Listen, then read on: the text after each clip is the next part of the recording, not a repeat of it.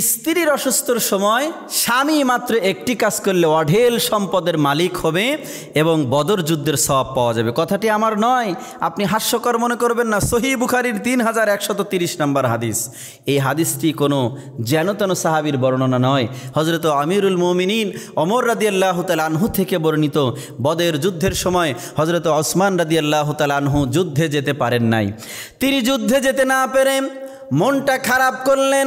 যুদ্ধর শেষে যখন সাহাবীরা বাড়িতে আসলেন, আল্লাহর নবীও যখন ফিরে আসলেন, হযরত ওসমান রাদিয়াল্লাহু তাআলা আনহুর মনটা খারাপ। আল্লাহর নবীর কাছে গেলেন, নবীজি বললেন, ওসমান তোমার মনটা খারাপ কেন, কি হয়েছে তোমার? হযরত ওসমান রাদিয়াল্লাহু তাআলা আনহু বললেন, আল্লাহর নবী আমার মন খারাপ এই জন্য যে বদর যুদ্ধে সমস্ত সাহাবীরা গিয়েছে কিন্তু আমি যেতে পারিনি। আল্লাহর নবী জিজ্ঞেস করলেন, কেন তুমি যেতে পারোনি, তার কারণ কি?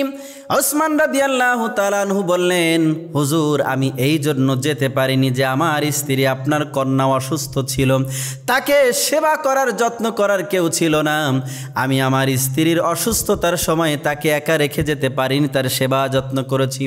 আল্লাহর নবী ওসমান রাদিয়াল্লাহু তাআলা আনহুকে সান্ত্বনা দিয়ে গায়ে মাথায় হাত বুলিয়ে দিয়ে বললেন, ওসমান মন খারাপ করার কিছুই নেই, তুমি বদর যুদ্ধে যেতে পারোনি, আল্লাহ পাক রব্বুল আলামিন তোমার স্ত্রীকে সেবা করার কারণে তোমার আমল নামায় বদর যুদ্ধের সব দান করে দিয়েছে এবং এই বদর যুদ্ধে যত গনিমতের মাল আমরা পেয়েছি এই গনিমতের একটি মালের অংশ তোমাকে আমি দিয়ে দিব। অর্থাৎ স্ত্রী যখন অসুস্থ হয়ে যাবে, স্ত্রীকে রেখে আপনি চাকরিতে যদি যেতে চান স্ত্রীর সন্তুষ্টির ভিত্তিতেই যেতে হবে, ব্যবসায় যেতে চাইলে স্ত্রীর সন্তুষ্টির ভিত্তিতেই যেতে হবে। আপনার স্ত্রীর অসুস্থতার সময় আপনার মতো করে আদর করে ভালোবেসে মোহাব্বত করে আর কেউ সেবা করতে পারবে না। শুধু স্ত্রীর সেবা নিজে নিলে হবে না, স্ত্রীর অসুস্থতার সময় স্ত্রীর বিভিন্ন কাজের সময় আমরা যদি তাকে সাহায্য করতে পারি, সহযোগিতা করতে পারি।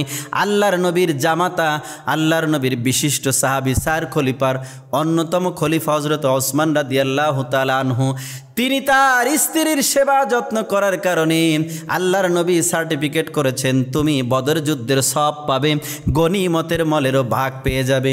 অতএব আপনি আমি যদি স্ত্রীর অসুস্থতায় তার সেবার যত্ন করি, আল্লাহ পাক রব্বুল আলামিন সেই বরকত আপনাকে আমাকেও দান করে দিতে পারে।